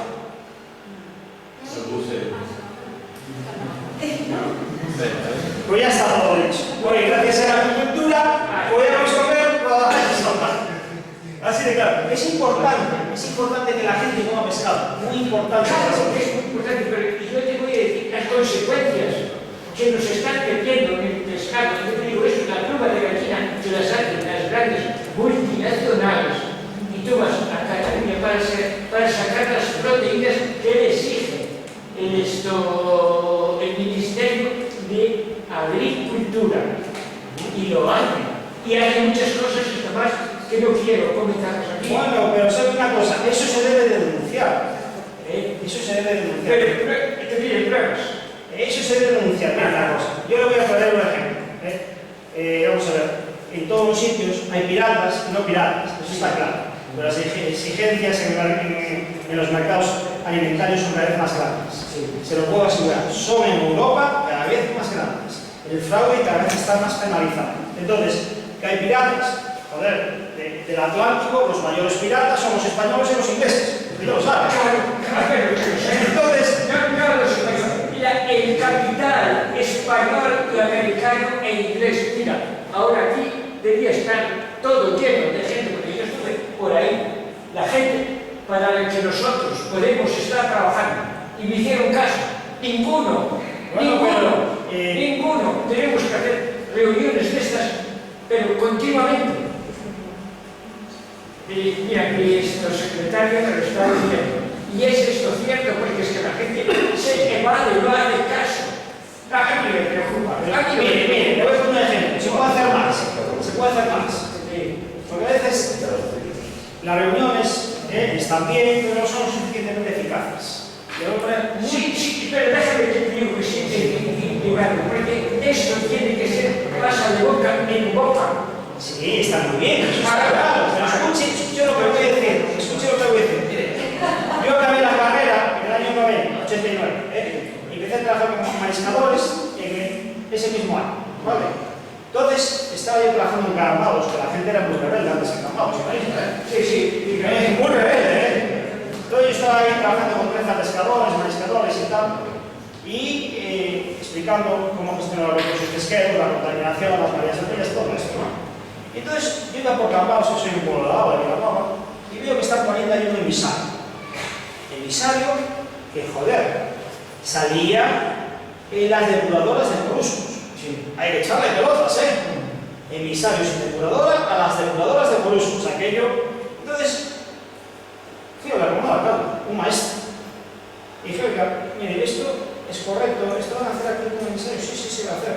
Pero mire, yo sé esto y esto no va a cumplir la normativa, esto no sé qué, esto no sé cuánto. Entonces, lo hablamos en la cofradía, tal. Los depuradores en aquel entonces también, claro, veía, con esto se nos meten esto aquí. Yo volví a la cofradía. Hablé con el alcalde, el señor Tirado, me está acordando el nombre, y digo, mire, ¿usted qué va a hacer? Sí, esto se va a hacer, no sé, no, esto lo va a hacer. Pero yo salgo de esta casa, el curso tengo al lado, es juzgado. Y luego digo, denunciar usted vía judicial. Por esto y por esto. Yo, persona. No partido político, ni asociación de vecinos, ni nada. Yo persona. Bueno, entonces, se hizo la denuncia, hubo varias reuniones entre pescadores, la gente fue a varias reuniones, y finalmente, le digo la conclusión, la depuradora de aguas iguales, más rápido que se hizo en Galicia, para acampados y Vilanova juntos, que yo soy del pueblo de Alaba, por esa depuradora. ¿Qué le parece? Entonces, a veces uno tiene que decir, coger, y decir, yo tengo todo esto claro. Denuncia mía juicio. Mire, yo hacía como 15 años que no hacía una denuncia. Escuche, le voy a explicar, mire. En Valga, le voy a poner otro ejemplo. Mire, en Valga, hay una laguna preciosa, donde sacó arcilla, ¿vale? que está restaurada. Y hay otro lado que está abandonada, pero creció todo un bosque de ribera, y hay rapaces y bueno, vale. Entonces, hace un año veía, visitando ahí los clientes, como la cerraban, con alambre y tal, y hace 2 o 3 meses, visitando también a mis clientes, vi que había un camión echando residuos de obra, había pocos años ahí, cómo se construye, allí, cogí, y digo, bueno, pues yo me voy, cuando voy a Villarcía, que me pasa por Villarcía, fui a la Guardia Civil, que Villarcía no es el bronce, curiosamente está mal, pues yo iba a trabajar a Villarcía. Y ahí dije, mire, quiero presentar esta denuncia, plum, y el juicio. Ah, no sé qué, no, esto es así y así. Levantaron el teléfono, llamaron a Valga, que es donde está el problema, y empezaron a mirar la zona y dijeron, efectivamente, esto es zona protegida. Se cursó la denuncia, plum, la firmé y eso ahí lo hice. Salí de ahí, como conozco toda esta película, y me fui a los medios de comunicación. Tomaron nota, al día siguiente, en prensa. Al cabo de una semana me llama uno de los empresarios, que si te dice, ostras macho, que me llama el alcalde de Málaga, me llama el alcalde de aquí, están todos revolucionados. Pues se dan cuenta de lo que hay que hacer. Pues denunciar. Bueno, sí, yo, mira, tenemos 2 preguntas más y Juan quiere contestarle a la no, pero te contesto, yo fui un denunciante y ¿sabes lo que me costó? La cárcel. Yo estuve un año en la cama por denunciar a un corrupto. Claro, eso pasó hace 25 años, Cambiaron mucho las cosas, cambiaron mucho las cosas. Entonces, yo estuve en la cárcel y lo hicieron corrupto. Le va a contestar Juan a la compañera sobre el tema del decrecimiento. Y luego hay 2 preguntas, Hernán y el compañero, ¿vale? A ver, en cuanto al tema del decrecimiento, no lo conozco en profundidad como para hacer una valoración objetiva de si es viable o no. De todas formas, yo entiendo que eso supondría un cambio radical de modelo económico y ahora, aparte de cultural, también. Y ahora mismo existe un marco jurídico internacional que limitaría normalmente que ese cambio se produjese. Y todos aquellos países que independientemente quisieran optar por ese modelo serían totalmente penalizados.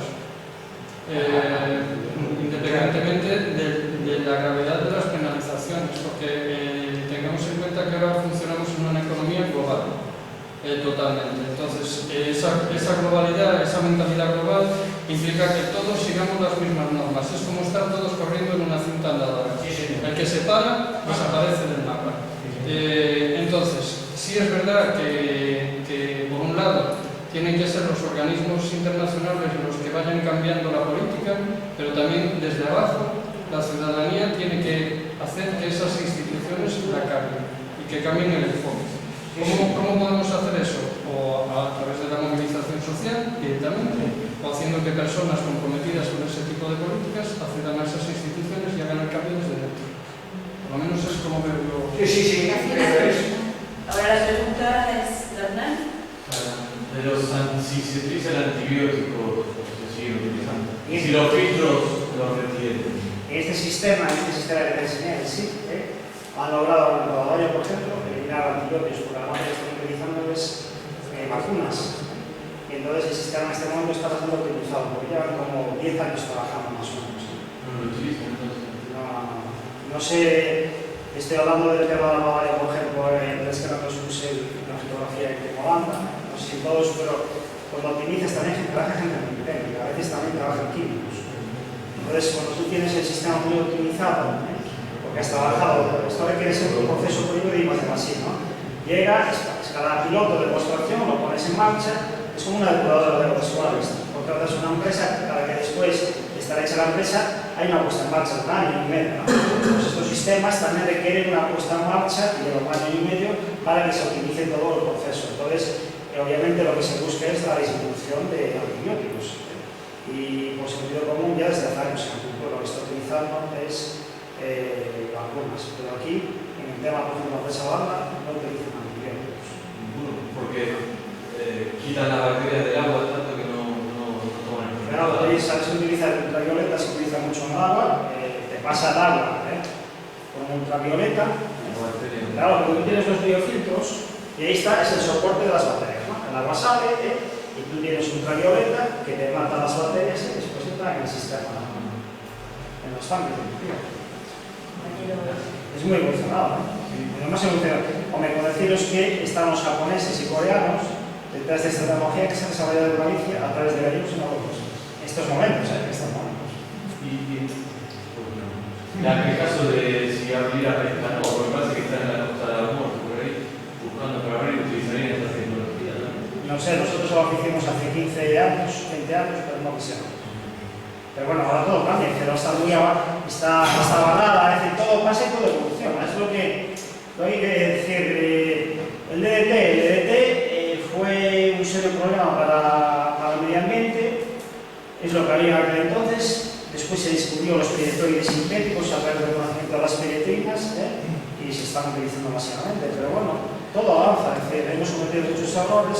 Lo importante es que ahora tengas el conocimiento, pues ese conocimiento va a acaparar y va a acaparar la mejora de la sociedad de una forma u otra. Pero no es mejorar de la sociedad. Este hombre, A ver, Vicente, hola. Hablando de que iba a falar da cultura e tal, e Juan meteu a puña con o tema do decrecemento, entón me viro obligado, o sea, non vos importa que é un comentario, non máis, non volvo a preguntar. por favor, estamos aquí, es un coloquio, ¿no? Gracias. Entón, a conta da política da cultura, no último caso, vamos a ver, as sociedades humanas tendemos a querer chegar ao infinito e máis allá, e seguiremos mellorando todo o que poidamos. O que pasa é que nacen aquí no planeta Terra, que como que nacen vicios, a ver el coche tan bonito, un país multicolor, y yo no quiero que se muera, que después digan. E me gustaría aguantarlo, ¿sabes? También, porque quiero que alguien máis que venga de Coimiña que disfrute deses anacos tan chulos, ¿no? Entón, en último caso, o que estamos facendo é de comer a máis xente, ¿no? Estamos llegando de comer a máis xente. Curiosamente, cando máis xente morre de fame. É unha historia peculiar, é dicir, temos unha productividade do cocón, pero morre moito máis xente de fame, ¿no? Quería, entón, o argumento inicial que tiña era aquel atraso que te comentabas cando mirabas a señora mariscando e tal, ¿no? E van ali con Sancho, e digo, bueno, pues efectivamente, se cogemos un tractor aquí con peneira adecuada, ¿no? Oye, vamos así e recogemos 5.000 kilos de chisma por un cuarto de hora. Dice, pero me cachas en la mano. Ahora mismo tenemos a estas señoras traballando aí na playa, están vivindo e nos mantén a playa bonita, ¿no? Dice, que nos vivo atrás, perdón.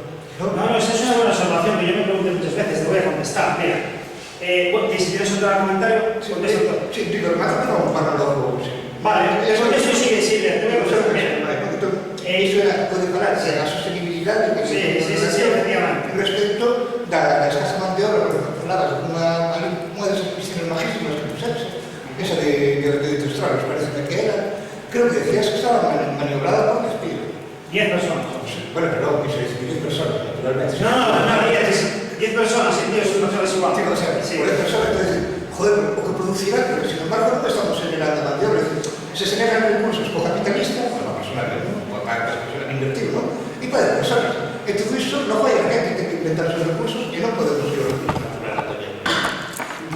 Exacto, y recordando que hay 6 días que a Terra rematou a súa capacidade de recuperación, é dicir, xa agotamos a Terra que podía producir este ano, e acordarnos que efectivamente estamos no sistema neoliberalista e o que sexa, e igual hasta nos gusta, pero en caso, bueno, si estamos aquí, tamén é porque estamos aquí, non estamos en outro lugar para justificar, tenemos máis ou menos vontade, a veces fai falta forza, sacrificio e toda esa historia, pero de cara, si queremos podemos. Vamos a ver. Yo me planteé eso muchas veces, ¿vale? Entonces, yo creo que el grave problema de las enormes... Vamos a ver, la costa noruega, fijaros, la costa noruega es tan grande como desde el norte de Noruega hasta el sur, hay la misma distancia que desde el sur de Noruega al norte de Italia.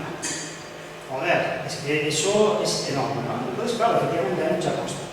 Pero lo que no tiene Noruega son playas. Nosotros, con mucha menos costa, tenemos más playas que ellos, por las rías que tenemos en nuestros estuarios.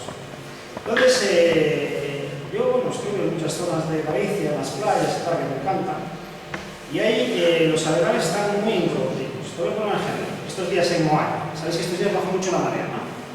Moaña tiene una enorme playa que recuperaron la zona de las dunas hace poco, y cuando baja la marea, Es una heladera enorme, enorme, casi llega hasta las bateas, las primeras bateas. Es enorme, y digo, joder, esto es una pasada. Entonces, cuantifiqué con la bajada máxima, la marea más baja, cuánta zona podría haber cultivable,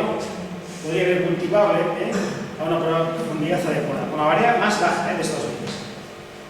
Yo calculé allí, pues te lo voy a decir, como mínimo, 250 milímetros cuadrados. Yo luego las mariscadoras están vigilando cuando baja mucho la marea y oye, sí, pues la rentabilidad de esto, tal, dice, casi estamos trabajando para pagar las cosas. Entonces, antes, ahora hay como 90 personas, más o menos, por ahí, trabajando, y antes eran 200 o 300. Entonces, la realidad es que tenemos que aplicar métodos en los arenales más productivos, sí o sí. Yo te voy a poner un ejemplo que lo conozco muy bien, que es el de Carril. Carril, desde hace muchos años, tiene su parte positiva y su parte negativa. La parte positiva es que ha mecanizado, no con dragas, sino mecanizado lo que es el cultivo de la almeja, el semicultivo de la almeja, por decirlo de alguna forma. Es la gente que más trabaja los moluscos, uno de los que más trabaja los moluscos en Galicia. Entonces, tienen sus máquinas, sus barcos, con su máquina que tira, tal, es decir, más mecanizado el tema. Entonces, y son sistemas que, digamos, la parte negativa es que trabajan mucho agua dulce estos últimos años, pues tienen una gran mortalidad porque sí la ubicación es la que están, pero no todos tienen esa ubicación. Entonces, lo que hay una cosa es clara y obvia.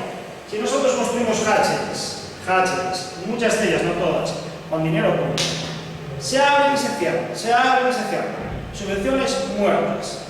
Joder, macho, tendrás que buscar una solución para esas semillas que se producen de las hatcheries, sembrarlas, hacer un buen estudio de costes, y tendrás que decirle, señores, a la gente que hace importaciones, de moluscos, bivalvos, muchísimo lo que entra en España, muchísimo. Es decir, ustedes tienen que traer moluscos en unas condiciones higiénico-sanitarias y de salubridad animal, que si están en nuestras aguas, no nos contaminen nuestras aguas. Y los que tienen depuradoras de moluscos, guste o no guste, pues tendrán que buscar sistemas que si tienen sus moluscos estabulados en zonas de fuera de España, pues no sean contaminantes realmente en nuestros bancos marisqueros. Es decir, te digo de verdad, para todo hay soluciones en este momento. Los depuradores dicen, nosotros necesitamos materia prima, porque estamos para hacer negocio y vender a España y fuera de España. Correcto, es muy respetable esa opinión. Pero lo que tienen que hacer, y hoy sí que hay las tecnologías, para intentar que se contamine, ya sea porque hacen estabulación en bateas, de ostra o lo que sea, contamine el medio ambiente con gérmenes que vienen, pues por ejemplo, de la laguna de Venecia. Quieren una vieira, muchos veces una vieira, una ostra, es de color verde, que tanto es un sistema tan eutrofizado. Entonces, el tema es lo que os puse, tenemos que tener en cuenta que tenemos que defender nuestro sector, que ha llevado 2 siglos llegar a donde está. Tiene sus anomalías y la innovación está para mejorar esas anomalías. Entonces, estoy de acuerdo que hay que intentar mantener a la población mariscadora, eso está claro, pero el problema es que tenemos inmensas cantidades, millones de metros cuadrados de muy baja productividad y que se puede aumentar la productividad. Y eso lo hay que hacer, porque el tema de la pesca, los desguaces son para una cosa, recuperar las poblaciones y que los barcos cuando salen a pescar no pasen 20 días pescando, sino que pescan usted más cerca y sea mucho más rentable el barco y la gente acaba antes de trabajar. Son los dos objetivos, recuperar esto para esto. Y en el tema del marisqueo, lo que no podemos permitir es que se siga marisqueando de la misma forma, por muchas razones, porque hablas con las señoras, que si la red mal, si no sé qué, que si no sé cuánto es, habrá que buscar formas distintas para que las playas sean más productivas en Galicia. Y una de las formas, no es la única, una de las formas es producir nuestra propia semilla, que es de excelente calidad, la semilla labrosa y la fina que se puede producir en hatcheries, y sembrar nuestros arenales. ¿Qué va a valer más? No va a valer más, pero hay que defender la calidad del producto gallego porque es excelente. Y se puede defender porque es defendible. a lo mejor no es defendible la mesa por 34, ¿no? Sí. Hay otra pregunta de compañero. Y una pregunta sobre el solamente. ¿Se está trabajando algo en crear el semilla? ¿De qué? De derivados, en general. Sí, hay muchísimo. El problema está que hay que aplicar, es decir, hay muchísimo, hay hatcheries. Pero yo creo que hubo siempre un modelo que no fue el correcto entre lo que era la comercialización, las empresas depuradoras y el modelo productivo de las cooperativas o de las cofradías para tener realmente sus hatcheries que funcionen bien. Por ejemplo, la isla, la isla es un sitio marítimo, que vive de la pesca y de la agricultura. Pues se ha hecho y ha estado cerrado durante años, ahora vuelven a abrir. Entonces, es decir, tú tienes que, si haces unas inversiones, tienes que rentabilizarlas. Y a su vez, si te oyes, pues que esto me sale. Es decir, a veces España tiene un problema. España tiene un problema. Uno es la corrupción y otro es la mala gestión. Entonces tenemos, es que fijaros el ejemplo que se acaba de poner en el pueblo. 1 millón de toneladas que hay que echarle pelotas, Boom, boom, boom, boom, boom, boom, boom, continuo. Entonces, pues nosotros tendremos que buscar un modelo adecuado para gestionar realmente nuestras pesquerías en este caso de Austria. Mira, el tema de la madera de las moscas. En Austria es distinto a Finlandia y a Suecia, es claro. En Austria tienen los montes suaves que tenemos nosotros, tienen montañas, ¿no? Joder. La gente va a vivir a la zona rural, la gente vive de la zona rural, la gente explota el monte, la gente produce peles. La biomasa que tenemos de producción en estos bosques es tan brutal que la gente es tan gilipollas que la quema. Es que hay que ser subnormal. Entonces, tú vas al País Vasco, tienes los montes limpios, tienes ganado en el monte. Pues ahí tienes una forma realmente, en este caso, en el sistema terrestre, porque al final las vías están muy conectadas, ¿no? Lo que es el mar con la tierra. Ya os lo dije por el tema de los purines y todo esto. Entonces, pues ahí tenéis una forma de capitalizar realmente. Y claro, ¿qué pasa? ¿Cuál es el problema? Vamos a utilizar una frase de Pablo Iglesias. Y yo me lo comparo, no otras, pero esto sí que lo comparo. La gente tiene que ganar como mínimo 1.000 euros de sueldo neto al mes. Porque si no ganamos como mínimo 1.000 euros, ¿cómo vamos a consumir esa almeja, ese producto de calidad? Joder, al final lo que tenemos que hacer es, al final a veces la gente se lo manda lo mejor para afuera, como Argentina, después lo mejor para afuera y aquí nos quedamos con la mierda. Pues ese es el mayor problema que tenemos en este momento en España, que la gente, daros cuenta que el sector alimentario español es muy potente en el sector de la Unión Europea, en agricultura y en pesca, que lo hemos visto. Si nosotros, yo te digo, oye, que te voy a hacer agricultura orgánica, yo me voy a Holanda dentro de 10 días para eso. Holanda me voy dentro de 10 días para eso. Agricultura orgánica. Pero si al final ganas 600 euros y trabajas 10 horas, joder, ¿cómo me vas a consumir a mí una agricultura orgánica por la innovación? Ese es el claro. Esos son los grandes problemas de España, que tenemos un enorme paro estructural y si el paro no es un 22%, a lo mejor yo que sé, es un 10, pero hay el otro 10 que subsiste con 600 euros. Y ese es el problema de España. Entonces, pues ese es uno de los retos.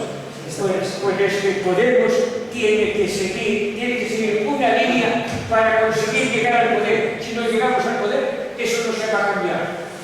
¿Quiere incorporar algo más? Apuntar un rato yo aquí la conclusión, pero sí es cierta. Que lo prioritario ahora mismo es cuidar el profesor. Prioridad con el monte. Sí. Prioridad. Entonces aquello de aquí. Lo de la ría, o sea, lo del marino también. Es muy importante. Porque si no, pues no. El monte y lo ganadero. Es una conclusión que Sí, es muy importante. Importantísimo. Yo quería comentar un poco al hilo de lo que comentabas tú, de las señoras que no conocían o desconocían el potencial de explotable que tenían delante de los ojos, ¿no? Muchas veces desde las instituciones tiene que haber una voluntad tanto formadora como informadora del potencial natural explotable económicamente y ser sostenible medioambientalmente y que respete el entorno. Pero yo creo que ahora mismo esa función está totalmente olvidada por otro tipo de intereses, sobre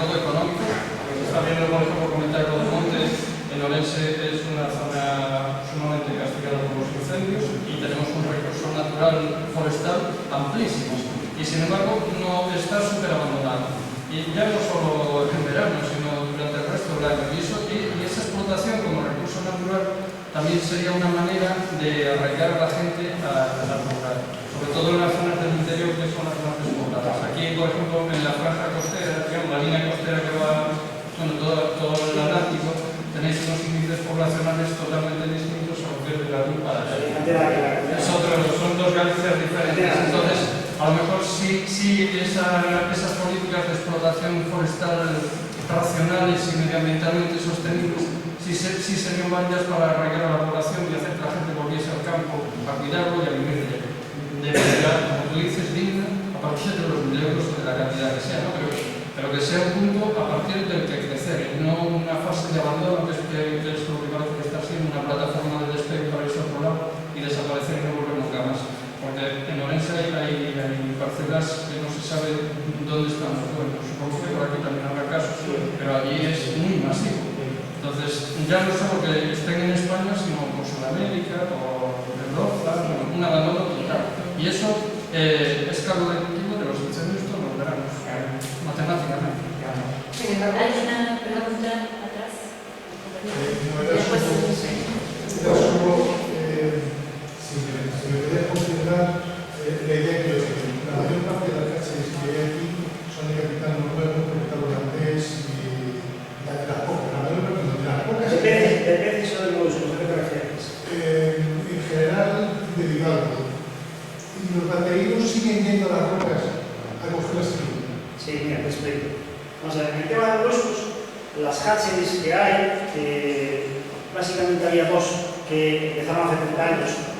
Una de ellas sigue funcionando y otra acaba de cerrar hace unos días, por lo menos parte de la actividad, ¿no? Pero bueno, son las que dos que se mantuvieron durante mucho tiempo. Todas de moluscos gallegas. ¿No?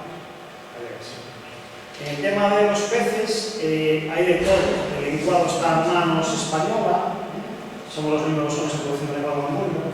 Pero bueno, son por 100 toneladas, pues somos los números uno, porque somos los números en producción de linguado, en la actividad. Entonces, en el tema del rodaballo, ahí están noruegos, están franceses, antes estaban españoles, ahora no lo sé. En el tema de la dorada ilumina está la empresa de Santander, es decir, hay muchas empresas españolas, no por la vez. Y los bateríos, y los bateríos solo se pueden cultivar mejillón en semicultivo donde haya semilla. Entonces, tenemos la ventaja para que vamos a producir semilla de mejillón si la tenemos en las rocas. O la mandamos un online y se capta la semilla, entonces es estúpido producir algo que lo tienes ahí. Nosotros tenemos un sistema que pasa lo mismo en Chile, pero no se hace esto normalmente con casi todo el mundo. Tenemos unas costas que tenemos muy agrestes y con rocas, como pasa al sur de Chile. Entonces, se producen semillas, tú las captas, pero como el sistema sigue produciendo siempre semillas continuamente porque hay muchas bacterias, pues por eso es un tan rentable el tema del mejillón. O bien, naturalmente se produce semillas, las recolectas y las pones. El mar le da comida y recoges. Entonces, todos los moluscos en Galicia es básicamente todo gallego. Mira, son las 9 de la noche. Si les parece, realmente fue una información magistral la que nos dio, creo. Y que podemos contar con él seguramente para otra mesa y a ver si el ayuntamiento nos da la capitanía marítima y logramos convencer a la gente de Bayona, del mar, que esté presente en esta. Porque es verdad que yo comparto con el compañero esta sensación un poco de frustración, ¿no? Después de haber estado trabajando muchos días, sentimos eso, que no llega a todo el mundo.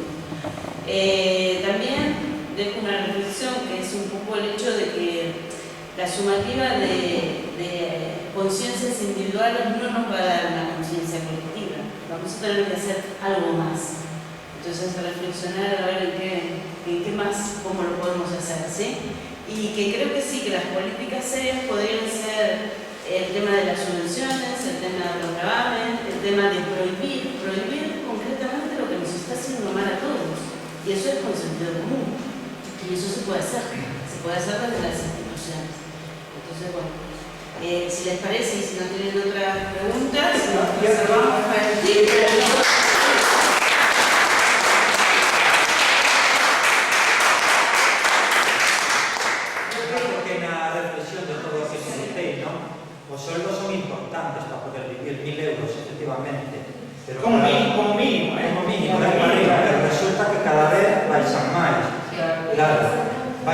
despois resulta que antes había máis flotas, o mar, os barcos, cantidades de xente traballando, e bueno, daban os carros para mercar. A acuicultura, unha nave que